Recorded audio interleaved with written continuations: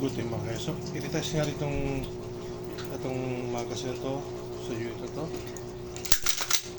Yung upgrade ng gas routine.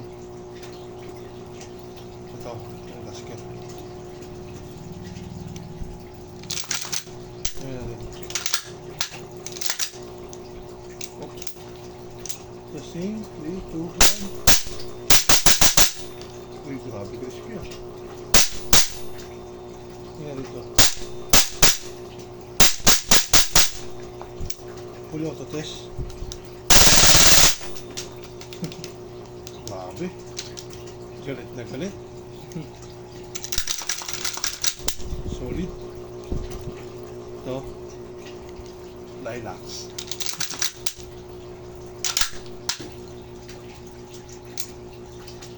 Naka-hammer down. Always pagka hindi nakagamitin, hammer down pag i-stop na matagal. Saka mo lang isi-switch yung ano niyan, yung safety kapag balak mo naman siya ipaglaro. Fire, then save, fire, bang bang, save. Bakit kasi yung isi-safety mo, tapos hindi mo ilalaro, i-stamp yung mga isang linggo o higit doon, masisira mo naman yung tension spring.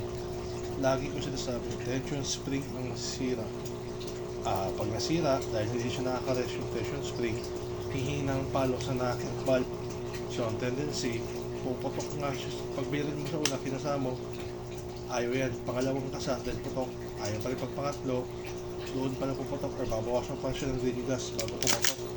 Or need mo pa siya palamigin. Kaya sa Diyos ko, kung standby, lagyan mo lang ito ng bala per tin. Huwag mo tuloy para di masira ang spring ito.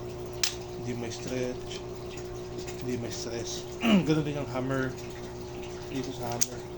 Ayan, hammer down. Ayan. Pag nakakasa, ayan, tapos yung trigger, sa safety mo, X style, dapat hammer down para nakares yung tension spring. So yun lang.